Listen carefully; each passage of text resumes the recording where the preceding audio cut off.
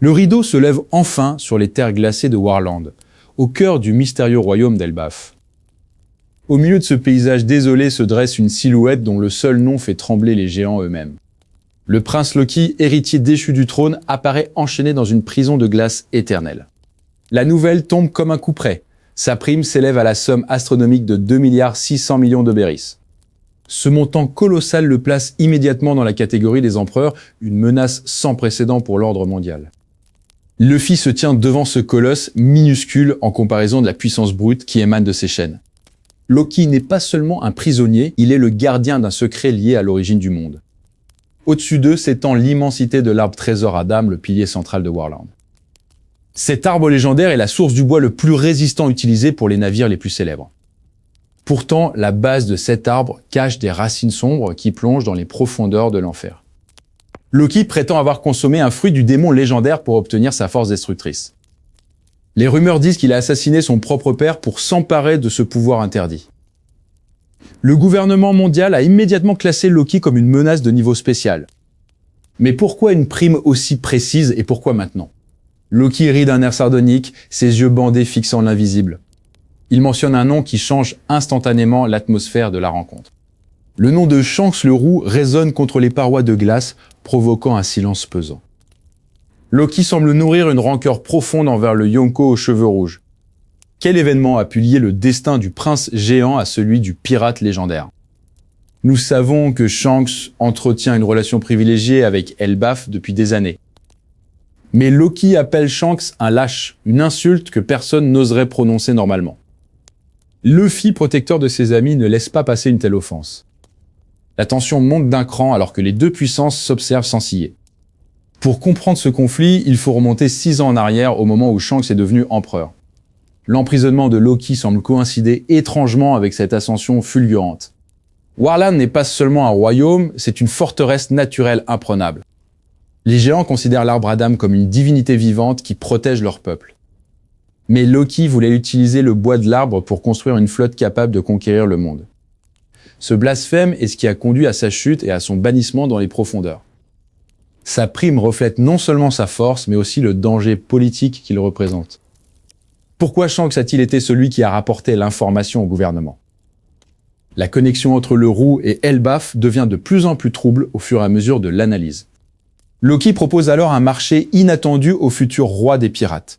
« Libère-moi et je te dirai comment Shanks a vraiment obtenu sa cicatrice », murmure le géant. Cette révélation pourrait bouleverser tout ce que Luffy croit savoir sur son idole. Le prince maudit possède des informations qui remontent à l'ère de Roger et d'Oden. Dans le ciel de Warland, les aurores boréales commencent à danser, signe d'un changement imminent. Les racines de l'arbre Adam vibrent sous le poids de cette nouvelle alliance potentielle.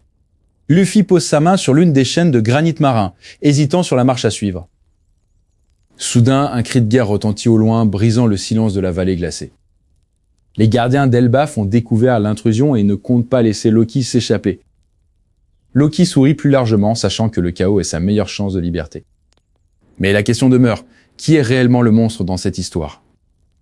Est-ce le prince enchaîné ou bien celui qui l'a mis là pour protéger son trône d'empereur? La réponse se trouve peut-être dans le passé oublié de Shanks et sa première visite à Warland. Le passé de Shanks le Roux cache des zones d'ombre qui semblent converger vers les terres glacées d'Elbaf. Il y a précisément 6 ans, une onde de choc a traversé le Nouveau Monde lorsque Shanks a été officiellement nommé empereur. Cette date coïncide étrangement avec le meurtre tragique du roi Harald par son propre fils, le prince Loki. Pour obtenir le fruit du démon légendaire de la royauté, Loki a commis l'irréparable au sein de sa propre lignée. Les géants d'Elbaf, peuple fier et guerrier, ne pouvaient pas laisser un tel sacrilège impuni. On peut se demander qui possédait la force nécessaire pour neutraliser un prince géant doté d'un pouvoir divin. C'est ici qu'intervient la théorie d'une intervention extérieure menée par l'équipage du Roux. Shanks entretient depuis longtemps des relations privilégiées avec les guerriers de Warland. Si Loki représentait une menace pour l'équilibre mondial, Shanks aurait pu agir comme le médiateur nécessaire. Le combat qui s'en est suivi a probablement été d'une violence inouïe, ébranlant les fondations de l'arbre d'Adam. La prime de 2,6 milliards de Berry sur la tête de Loki suggère qu'il est un criminel de classe mondiale. Pourtant, il n'a pas été exécuté, mais enfermé dans les profondeurs glacées de la prison de Warland. Pourquoi Shanks a-t-il choisi d'épargner ce monstre au lieu de mettre fin à ses jours? Il se murmure que Shanks connaissait l'importance de Loki pour une prophétie future concernant Elbaf. La capture de Loki a permis à Shanks de gagner le respect éternel des géants et de consolider son territoire. C'est ce prestige immense qui l'aurait propulsé au rang de Yonko auprès du gouvernement mondial. Loki, dans sa cellule, semble pourtant garder une rancune tenace envers celui qu'il appelle le Roux. Les chaînes en granit marin qui le retiennent ne suffisent plus à contenir sa haine grandissante. Le fait que Luffy arrive précisément maintenant sur Elbaf n'est pas une simple coïncidence du destin. Luffy va devoir confronter l'héritage laissé par son mentor dans ces terres légendaires. Si Loki est libéré, le premier nom sur sa liste de vengeance sera sans aucun doute celui de Shanks. L'analyse des dates montre que Shanks a passé beaucoup de temps près d'Elbaf juste avant de rencontrer Luffy à Fuchsia. Cherchait-il un héritier capable de terminer ce qu'il avait commencé avec le prince géant? La force de Loki est telle qu'il pourrait détruire l'île entière s'il n'était pas contenu par les racines de l'arbre. Le secret de la défaite de Loki réside peut-être dans une technique de haki que Shanks a perfectionnée. Les récits d'Elbaf parlent d'un ciel déchiré le jour où le prince a été emprisonné.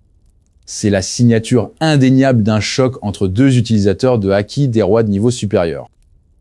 Dorénavant, Elbaf est devenu le centre de toutes les attentions pour les grandes puissances mondiales. Quel rôle jouera l'équipage du chapeau de paille dans ce conflit vieux de 6 ans? Loki semble s'amuser de l'arrivée de Luffy, y voyant une opportunité de chaos. Le fruit du démon de Loki, encore inconnu, est décrit comme le plus maléfique de l'histoire des géants. Même les doyens d'Elbaf craignent de prononcer son nom de peur, d'invoquer sa malédiction. Shanks a laissé une garde spéciale sur l'île pour surveiller la cellule de Loki. Mais avec le départ récent de Shanks pour poursuivre le One Piece, la surveillance s'est relâchée.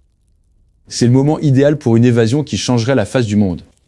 Chaque geste de Shanks semble avoir été calculé pour préparer Luffy à cette rencontre inévitable. La libération de Loki pourrait être le test ultime pour déterminer si Luffy est digne du titre de roi des pirates. Mais Loki possède une information que Shanks a toujours voulu garder secrète. Cette information concerne la véritable origine de la cicatrice sur l'œil de Shanks. Si Barbe Noire en est l'auteur, Loki semble avoir été le témoin ou le catalyseur de cet événement tragique. Le lien entre ces trois personnages définit l'ère actuelle de la piraterie. Alors que la tension monte, une ombre familière se dessine à l'horizon de Warland. Ce n'est pas seulement Shanks que Luffy va retrouver, mais tout un pan caché de l'histoire du monde. Pendant ce temps, dans une autre partie de l'île, une silhouette géante commence à s'agiter dans la brume. Les rumeurs étaient donc vraies. Le géant qui a survécu à Ohara est bien ici. Nico Robin, à bord du Sunny, ressent soudain une étrange émotion la submerger. La connexion entre le prince maudit et le survivant d'Ohara pourrait être la clé du siècle oublié. Mais alors que Robin s'apprête à débarquer, un rugissement terrifiant déchire le silence de la forêt. Les créatures qui hantent Elbaf ne sont pas de simples animaux, mais des monstres oubliés par le temps. Quelqu'un ou quelque chose a modifié la faune locale pour transformer Elbaf en un laboratoire mortel. La présence de créatures mutantes sur Elbaf suggère une influence extérieure dépassant les légendes nordiques habituelles. Ces animaux présentent des caractéristiques physiques étrangement similaires à celles observées sur Strongworld. La théorie pointe directement vers Shiki, le lion d'or, et ses expérimentations sur le sérum SI. Si Shiki a collaboré avec Loki, Elbaf pourrait être devenu un terrain d'entraînement pour une armée de monstres. Mais au milieu de ce chaos génétique, une vérité plus humaine commence à émerger dans les profondeurs de l'île. Nico Robin sent son cœur s'emballer alors qu'elle approche du sommet d'une tour immense. Elle se souvient du rire particulier qui a marqué son enfance sur l'île d'Ohara. Les rumeurs d'un géant couvert de bandages vivant parmi les livres ne sont plus de simples contes. Elle pousse une porte monumentale qui grince sous son propre poids titanesque. Dans la pénombre, une silhouette massive se dessine, assise sur un trône de savoir. Les larmes commencent à couler sur les joues de l'archéologue des chapeaux de paille. Le géant se retourne lentement, révélant les marques de brûlures glacées laissées par Aokiji. Un rire profond et saccadé résonne soudainement dans toute la pièce. C'est la première fois en 20 ans que Robin entend ce son en personne. Saul tend une main gigantesque vers la petite fille qu'il a autrefois sauvée des flammes. Cette réunion marque la fin d'une ère de solitude pour la survivante d'Ohara. Saul explique alors comment il a récupéré les livres jetés dans le lac par les érudits mourants. Chaque tome a été préservé ici, faisant d'Elbaf le véritable successeur spirituel d'Ohara. L'implication de Vegapunk dans la préservation de ce savoir devient maintenant limpide. Mais le temps presse car les forces de Loki commencent à se mobiliser dans la basse ville. Luffy et les autres doivent protéger ce sanctuaire de la connaissance contre la folie du prince. L'alliance entre les chapeaux de paille et les géants d'Erbaf est désormais scellée par le sang et l'histoire. Le mystère de Shanks s'éclaircit également à mesure que Saul partage ses secrets. Shanks n'est pas seulement un protecteur, il est le gardien de la dernière pièce du puzzle. Le prince Loki cherche à s'approprier le pouvoir de l'arbre d'Adam pour renverser l'ordre mondial. La tension monte alors que les tambours de la guerre commencent à résonner sur Warland. Mais Robin sait que cette fois, elle n'est plus seule pour affronter la tempête. Elle a retrouvé son passé et cela lui donne la force de construire son futur. Le soleil se lève sur Elbaf, illuminant la cime majestueuse de l'arbre d'Adam. Chaque détail du chapitre 1131 nous rapproche de la conclusion épique de cette saga. La prime de Loki n'était que le début d'une révélation bien plus vaste sur la lignée des géants.